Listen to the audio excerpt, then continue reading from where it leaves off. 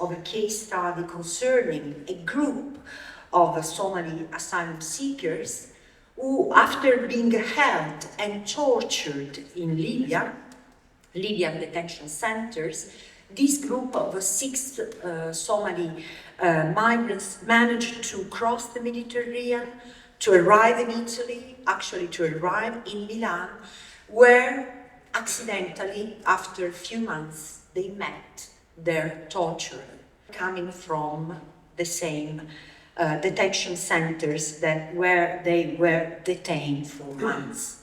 A particularly important case in our view because it led to the first recognition by European Court of the unbearable forms of violence and torture suffered by migrants in Libyan detention center, but is also a piece of research in our view that reflects on the challenges raised for migration studies by survivors' testimonies in illuminating emerging domains of social responsibility and political action. These keywords you see reflected in this slide is the condition of situated vulnerability that migrant people experience, which means a vulnerability linked to specific circumstances, specific contexts and places of their lives that does not entirely define either their subjectivity or their story, but just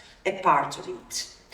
Moreover, this form of vulnerability, such as the one emerging, for example, from the stories of Doris and Salia reflected in this slide, this form of vulnerability can also become a strong motivation to change their situation and engage in actions of resistance.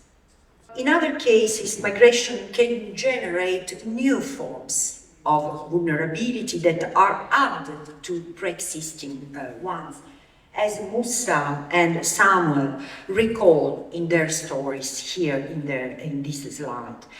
Moreover, their journey, for example, and border crossing were associated with very difficult and painful experiences that over time turn into traumatic memories that have a strong impact on migrants, especially once they arrive in Italy, which is often overshadowed. Vulnerability is neither a permanent nor an all-encompassing condition. In fact, our research participants did not perceive themselves as passive victims, even though they had gone through extremely painful experiences. And in this regard, embracing which values men and women's agency in migration process, seeking to understand their motivations, or at least the motivations that drive people to move despite many risks. Our analysis emphasizes how migration can be read as an outcome of the capacity to simply aspire to a better life. We experienced it within our own team, where a historian, an anthropologist, and a media expert from different backgrounds and different countries closely work together. So we decided to focus on the narratives of mixed families in Morocco, but also of West and Central African migrants to show the richness of the history of migration in Morocco. So part of our work involved a comparative approach that looked at historical experiences of mixed marriages to Morocco, as well as experiences of mixed couples and mixed individuals. So we drew our historic perspective from a 1949 colonial study that tried to monitor every single mixed couple in the French zone under the French protectorate. And we compared these 72 semi-structured interviews with mixed families.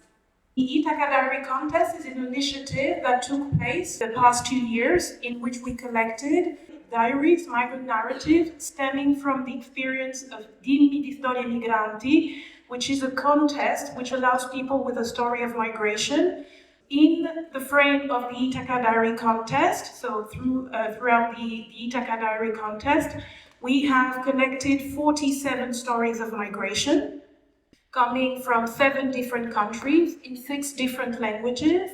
Where do we stand as allies with migrant people? How can we use their narrative to and be platforms through which people can express their truth, to try and explain what are the contradictions that characterize the migrations, to take a political stance and use these migrations as tools.